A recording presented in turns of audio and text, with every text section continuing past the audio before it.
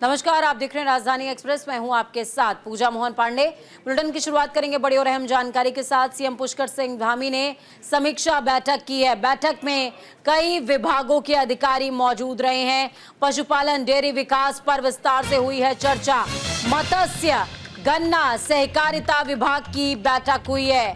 चाय उत्पादन बोर्ड के भी साथ में बैठक हुई है, चर्चा की गई है। तो बड़ी अपडेट इस वक्त की आपको बता रहे हैं। चाय उत्पादन बोर्ड के साथ में मुख्यमंत्री पुष्कर सिंह धामी ने समीक्षा बैठक करी है, तो इस वक्त की बेहद बड़ी अपडेट आपको बता रहे हैं। बैठक में कई विभागों के अधिकारी इस दौरान मौजूद रहे। तो इस इन शॉर्ट ये समझ सकते हैं आपकी प्रदेश के विकास का खाका खींचा गया है।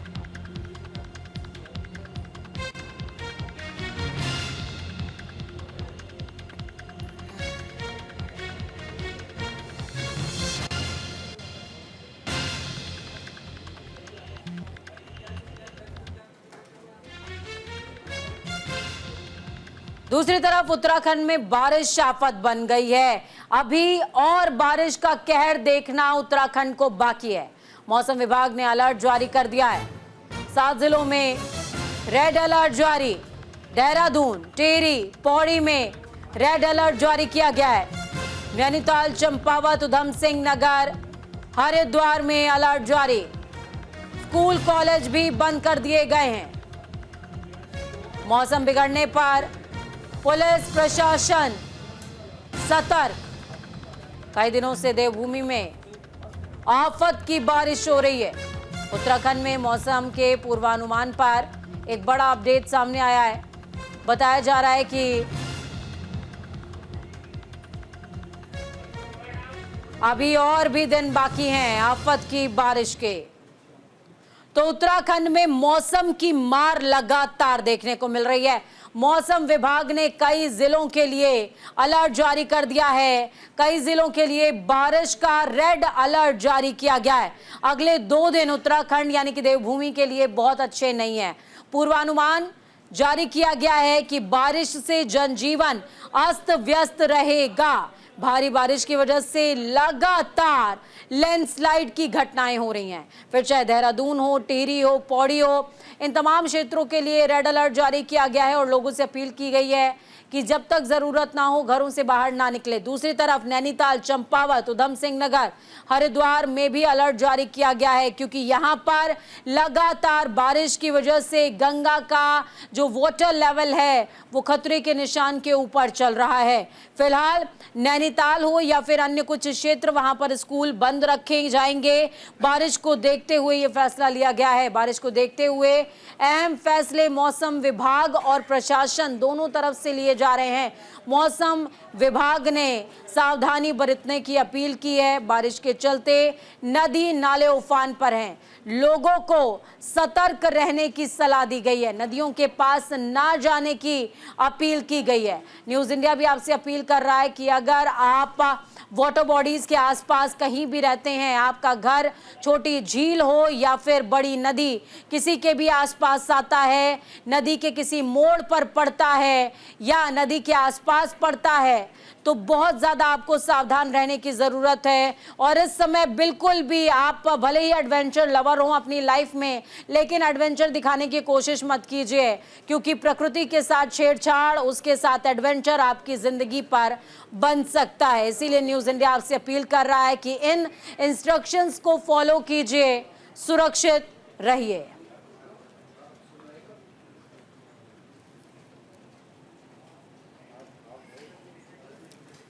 चलिए सीधे ग्राउंड जीरो का रुख करते हैं। अनुज अवस्थी हमारे साथ ग्राउंड जीरो से लाइव जुड़े हुए हैं। अनुज, लगातार प्रशासन हो या फिर मौसम विभाग लोगों से अपील कर रहा है, सुरक्षित रहने की अपील कर रहा है, वाटर बॉडीज के पास ना जाने की अपील कर रहा है। हम भी अपील कर रहे हैं, लेकिन ना एहतियातन तौर पर क्या तैयारी है प्रदेश में? एनडीआरएफ हो या फिर एसडीआरएफ, कितनी प्रिपेयर? बिल्कुल पूजा, जिस तरीके से उत्तराखंड में मौसम की अगर बात करें तो सभी जिलों में लगभग रेड अलर्ट जारी कर दिया गया। राजधानी देहरादून हो, हरिद्वार हो, उधम सिंह नगर हो, नैनीताल हो, चंपावत हो और जितने भी पर्वतीय जिले हैं सभी जगहों पे जो है रेड अलर्ट जारी कर रखा गया। भारी से भारी बारिश होने की आशंका जताई जा रही है। इसके अलावा अगर बात करें, चूंकि जो स्कूल है उनको भी बंद कर दिया गया है, राजधानी देहरादून, हरिद्वार और उधम सिंह नगर, नैनीताल, चंपावत जो स्कूल है उनको बंद कर दिया गया है। अगर बात करें तैयारियों की, तो चाहे वो आपदा प्रबंधन केंद्र हो या एसडीआरएफ और एनडीआरएफ की टीम हो, तमाम टीमें जो है वो लगी हुई है। जहाँ पे भारी भूस्खलन हो रहा है वहां पे जो है जेसीबी मशीन की अगर बात करें या पोकलैंड मशीन की अगर बात करें, तो दोनों मशीनें ले जाकर के उन रास्तों को खोला जा रहा है। करीब 40 से अधिक रास्ते फिलहाल बंद है, लेकिन उनको खोलने का काम प्रशासन कर रहा है लगातार। पीडब्ल्यूडी विभाग की टीम और आपदा प्रबंधन की टीम, जहाँ पे भारी बारिश होने की आशंका है, जहाँ पे भूस्खलन होने की आशंका है, जो अति संवेदनशील इलाके हैं, इलाकों को चिन्हित करके जो वहां के नदियों के किनारे के जो लोग रह रहे हैं उनको वहां से निकाल करके सुरक्षित स्थान पे लाया जा रहा है। इसके अलावा नदियां उफान पे है, तो प्रशासन लगातार अनाउंसमेंट कर रहा है। ऋषिकेश हो, गंगोत्री हो, यमुनोत्री हो, हरिद्वार हो, चूंकि कांवड़ियों भी आ रहे हैं हरिद्वार से गंगा जल भर रहे हैं। कई ऐसे आपको वीडियो देखने को मिलेंगे जिसपे एसडीआरएफ की जो टीम है, उत्तराखंड की एसडीआरएफ की टीम, वो एक तरीके से देवदूत बन करके कांवड़ियों को बचाने का प्रयास कर रही है। कई ऐसे कांवड़िए हैं जो जा रहे थे, लेकिन फिलहाल उन कांवड़ियों तो एसडीआरएफ की टीम भी लगातार लगी हुई है, प्रशासन। और हालांकि एक चीज और है पूजा, कि मुख्यमंत्री भी इसको नजर बनाए हुए हैं लगातार। आज आपदा प्रबंधन केंद्र की अगर बात करें, क्योंकि विनोद कुमार सिंह सचिव आपदा प्रबंधन केंद्र है, लगातार वहां से भी अपडेट मिल रही है और मुख्यमंत्री भी अपडेट ले रहे हैं कि अगर किसी प्रकार की कोई घटना होती है, कोई आपदा, कोई भूस्खलन होता है, तो तत्काल रूप से वहां पे व्यवस्था पहुंचे, वहां पे टीम पहुंचे, जिला आपदा प्रबंधन की टीम पहुंचे और साथ साथ जिला अधिकारी की जो है वो टीम पहुंचे। जी पूजा। बिल्कुल अनुज, जिला अधिकारी हों या फिर तमाम टीमें लगातार सतर्क नजर आ रही हैं, लेकिन इस बीच कांवड़ियों की सुरक्षा का देखिए आपने जिक्र अनुज किया है, पर कई बार ऐसा होता है कि कांवड़िए या यूं समझिए कि भोले मानते नहीं हैं। और इस सीजन में चूंकि सावन का मास चल रहा है तो गंगा स्नान का भी विशेष महत्व है, शिव का अभिषेक का भी विशेष महत्व है, तो ऐसे में लोग मानते नहीं हैं। तो क्या उनके लिए, जैसे अमूमन गंगा घाट, हर की पैड़ी की बात करूं या फिर ब्रह्म घाट की बात करें या अलग अलग घाटों की बात करें, घाटों पर एक तरीके की बैरिगेटिंग्स डेवलप की जाती हैं और कुछ एक लिमिटेशन तय की जाती है कि इसी लिमिटेशन तक आप आगे जा सकते हैं, इसके आगे आप ना बढ़ें। उस तरीके के भी क्या एहतियात बरते जा रहे हैं क्या?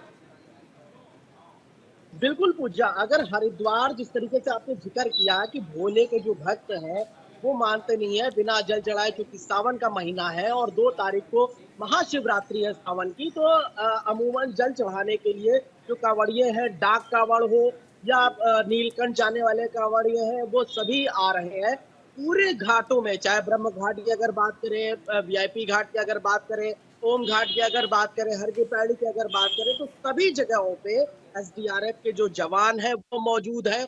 साथ ही साथ बैरिकेटिंग लगाई गई है कि इस खतरे के निशान से आप बाहर मत जाए।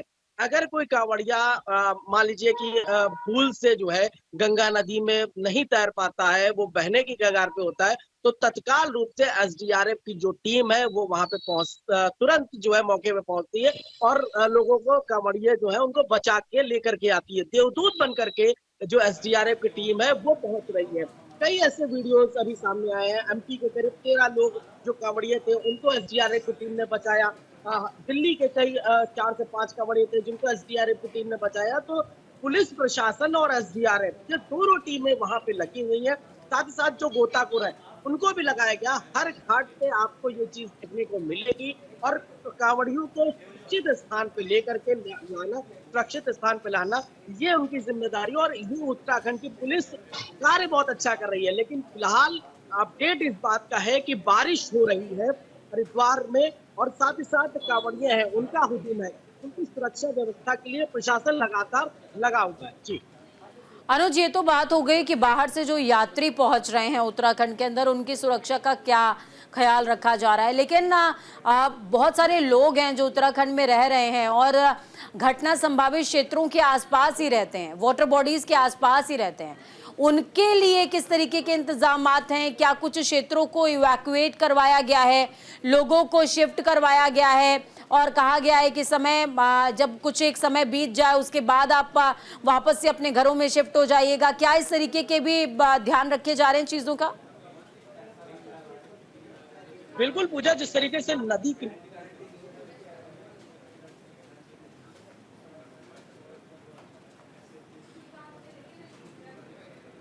हमारा संपर्क अनुज से टूट गया। एक बार फिर से कोशिश होगी कि उनसे बातचीत हो सके।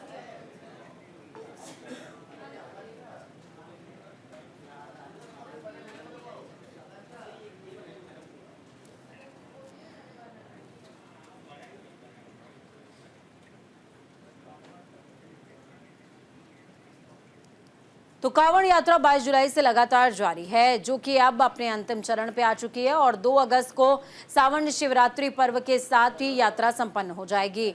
अभी यात्रा को संपन्न होने में कुछ दिनों का समय बचा हुआ है, लेकिन अब तक 9 दिनों के अंदर 2,51,40,000 से ज्यादा कांवड़िए जल भर चुके हैं और अभी भी कांवड़ियों के आने का सिलसिला जारी है। कुछ यात्री गंगा जल लेने के लिए हरिद्वार की ओर बढ़ रहे हैं, जबकि कुछ गंगा जल लेकर अपने गंतव्य की ओर लौट रहे हैं। डाक कांवड़ियों की इस भीड़ से हाईवे पर यातायात की स्थिति प्रभावित हो रही है। प्रशासन ने यातायात को सुचारू रूप से चलाने के लिए विशेष इंतजाम किए हैं।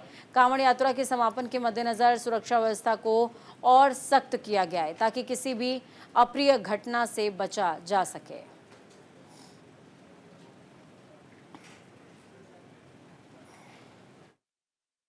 कांवड़ यात्रा अब अपने अंतिम पड़ाव पर है। ऐसे में दिल्ली हरिद्वार नेशनल हाईवे पूरी तरीके से डाक कांवड़ के हवाले हो गया है। आप मेरे पीछे देख सकते हैं तस्वीरों में किस तरह से पुलिस के जवान लगाए गए हैं। यहाँ पर जो डाक कांवड़ है वो पूरी तरह देखने को मिल सकती है। सभी शिव भक्त अपने अपने गंतव्य की ओर जा रहे हैं। इस वक्त हमारे साथ कुछ शिव भक्त भी हैं, डाक कांवड़िए हैं, उनसे हम बात करने की कोशिश करेंगे। जी कहाँ से आए हैं? अम्बाला से जी। भोले के प्रति क्या आस्था है जी? डाक कांवड़ लेकर आए हैं? डाक कांवड़ लेके जा रहे थे। है जी, डाक कांवड़ रोकते नहीं है, भागम भाग चलते हैं जी। क्या टाइम होता है इसके? टाइम जी समय से पहले 5 बजे तक, सवेरे 5 बजे तक का। ग्रुप है आपका? हमारा जी 12 बंदे का। कितने किलोमीटर की यात्रा है? हमारी जी 250 किलोमीटर दूर। क्या कहेंगे व्यवस्थाओं को लेकर? हाँ जी, बढ़िया व्यवस्था है जी, हमारे लिए फर्स्ट क्लास है जी। पुलिस वालों से अच्छी है, क्या बदलाव देखने को? बहुत अच्छा है जी। पहले डबल रोड नहीं था, सिंगल था, जाम मुश्किल होती थी, अब आसानी हो रखी है भोले काफी। बाबा के प्रति कैसी आस्था रखते हैं, कैसी पूजा पाठ करते हैं? बहुत बढ़िया जी, भोलेनाथ की कृपा है जी हमारे ऊपर जी, फर्स्ट क्लास। तो ये हमारे साथ शिव भक्त है। साफ तौर पर इनका कहना है कि बम बम के जयकारों के साथ अपने गंतव्य की ओर चल रहे हैं। धर्मनगरी हरिद्वार पूरी तरीके से केसरिया रंग में रंगी हुई है। सुरक्षा के चाक चौबंद इंतजाम किए हैं, क्योंकि पहले ही राज्य सरकार ने अधिकारियों को कहा था कि कांवड़ियों की सुरक्षा में किसी भी तरह की दिक्कत ना हो। अपने सहयोगी के साथ में संजय पुंडीर, न्यूज इंडिया, हरिद्वार। तो अगर आप उत्तराखंड आ रहे हैं या जा रहे हैं तो सावधान हो जाएं। गाड़ी में डस्टबिन या गार्बेज बैग आपको रखना होगा। यात्री वाहनों में डस्टबिन होना आवश्यक हो गया है। यात्रियों को गार्बेज बैग रखना जरूरी बोला गया है। मुख्य सचिव राधा रतूड़ी ने निर्देश जारी कर दिए हैं और कहा है, डस्टबिन गार्बेज बैग ना मिलने पर चालान काटा जाएगा। सभी चेक पोस्ट पर चेकिंग की जा रही है। तो अगर आप उत्तराखंड जा रहे हैं कांवड़ लेकर या यात्रियों के साथ, तो आपको सावधान हो जाना चाहिए। ये खबर आपके लिए है। उत्तराखंड में यात्री वाहनों में डस्टबिन अनिवार्य होगा। एक बार फिर परिवहन विभाग ने सख्त रुख इख्तियार कर लिया है, जिसके चलते उत्तराखंड में एंट्री करने वाले सभी यात्री वाहनों में डस्टबिन या फिर गार्बेज बैग होना जरूरी होगा। अगर जो यात्री गाड़ियों में डस्टबिन या फिर गार्बेज बैग नहीं लगाएंगे तो उनके वाहनों का चालान काटा जाएगा। आपको बताते चलें कि मुख्य सचिव राधा रतूड़ी ने डस्टबिन अनिवार्य होने के निर्देश दिए हैं। हाल ही में मुख्य सचिव ने परिवहन विभाग को इस संबंध में निर्देश दिए थे।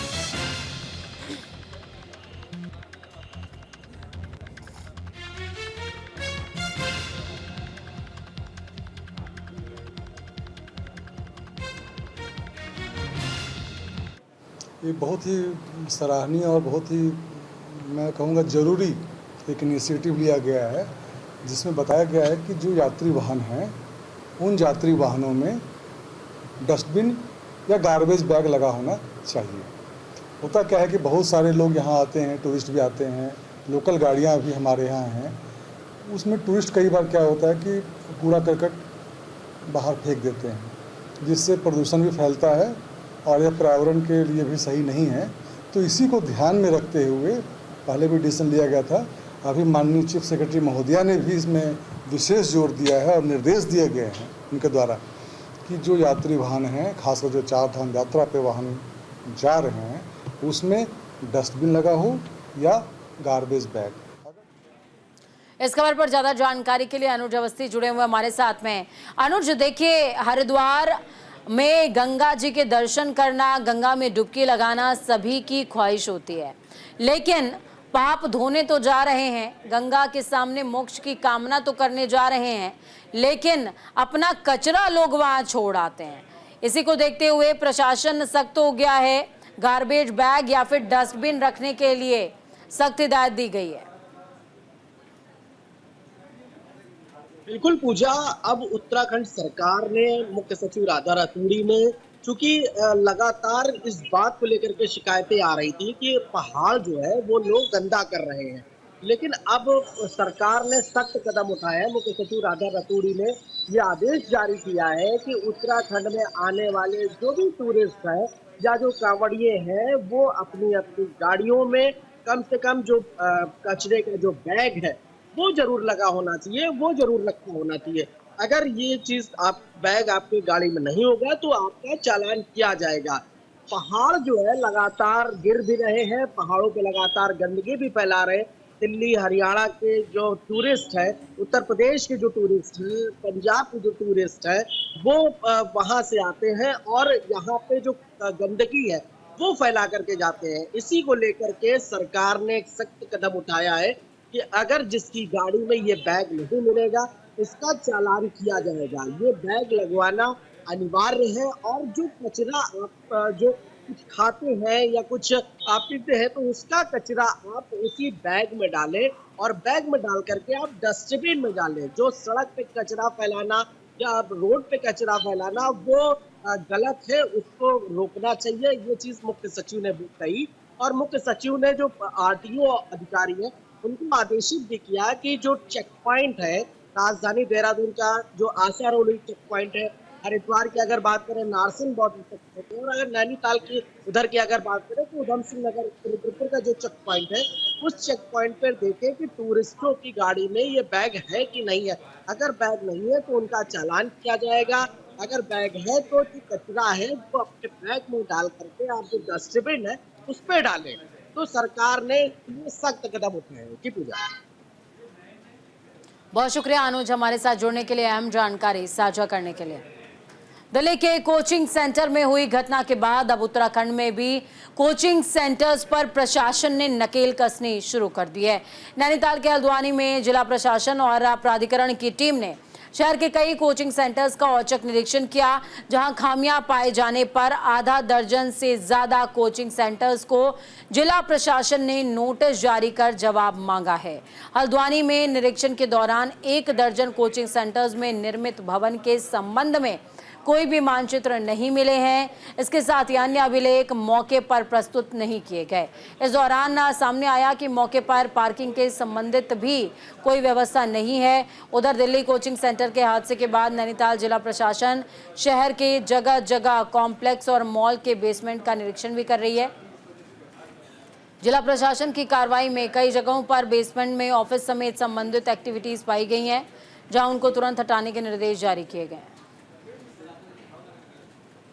जो हाल में घटना हुई है उसी के क्रम में हल्द्वानी जो हमारा नगर क्षेत्र है उसमें संचालित जितने भी कोचिंग सेंटर हैं और इस तरह के जो संस्थान हैं, खासकर जो बेसमेंट में चल रहे हैं, उसकी हमारी टीम द्वारा कल जांच प्रारंभ की गई है।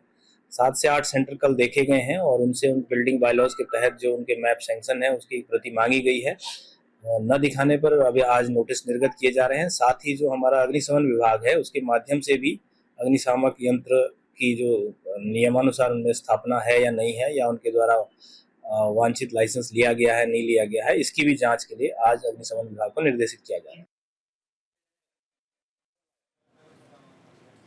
उत्तराखंड सरकार में कैबिनेट मंत्री रेखा आर्या विधानसभा रानीखेत के ताड़ीखेत ब्लॉक पहुंची, जहां पार्टी पदाधिकारियों और कार्यकर्ताओं ने उनका भव्यतम स्वागत किया है। यहां खेल मंत्री ने मिनी स्टेडियम का विधिवत पूजा अर्चना कर लोकार्पण किया। साथ ही उन्होंने श्रम विभाग की ओर से संचालित कैंप का निरीक्षण भी किया। तो वहीं एक पेड़ मां के नाम अभियान के तहत वृक्षारोपण किया। खेल मंत्री ने कहा, क्षेत्र में स्टेडियम न होने से खिलाड़ियों को कई समस्याओं से जूझना पड़ता था। साथ ही उन्होंने अपने खेल अभ्यास के लिए अन्य जगहों का रुख करना पड़ता था, लेकिन अब मिनी स्टेडियम की शुरुआत होने से खिलाड़ियों के लिए ये स्टेडियम लाभदायक होगा। खेल और खिलाड़ियों के हितों को सुरक्षित और उनके लिए कल्याणकारी योजनाएं संचालित करने के लिए मुख्यमंत्री पुष्कर सिंह धामी के नेतृत्व में लगातार ऐतिहासिक कार्य किए जा रहे हैं। राज्य में होने जा रहे 38वें राष्ट्रीय खेलों आयोजन के लिए सभी काम पूरे कर लिए गए हैं। राष्ट्रीय खेलों की मेजबानी मिलना राज्य के लिए गौरव की बात है।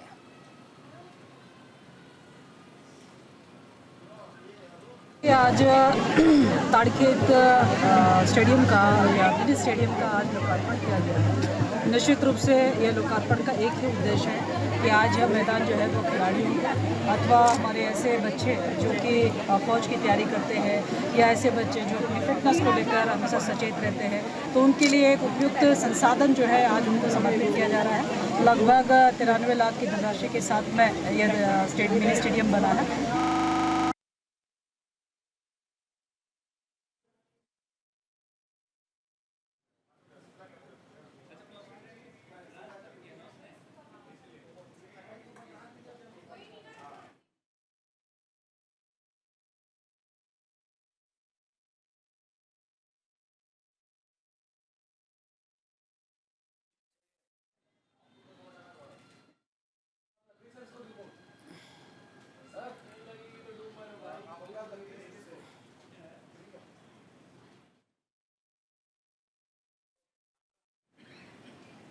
भारी बारिश की वजह से हल्द्वानी रामनगर स्टेट हाईवे 41 पर आपको बता दें कि चकलुआ के करीब पुलिया के क्षतिग्रस्त होने की वजह से आवाजाही पूरी तरीके से ठप हो गई है। पुलिया के क्षतिग्रस्त होने से दोनों तरफ की आवाजाही को रोक दिया गया है। एसडीएम कालाढूंगी और पीडब्ल्यूडी की पूरी टीम मौके पर मौजूद है। फिलहाल प्राथमिकता यही है कि डायवर्जन देकर किसी तरह से यातायात को सुचारू कर दिया जाए। पीडब्ल्यूडी के एक्सीएन के मुताबिक निहाल नाले के उफान पर आने से पुलिया टूट गई। राहत के लिए डायवर्जन तैयार किया जा रहा है और उम्मीद की जा रही है कि देर शाम तक छोटी गाड़ियों का संचालन शुरू हो जाएगा। मौसम ठीक रहा तो कल सुबह तक बसों का संचालन भी शुरू कर दिया जाएगा।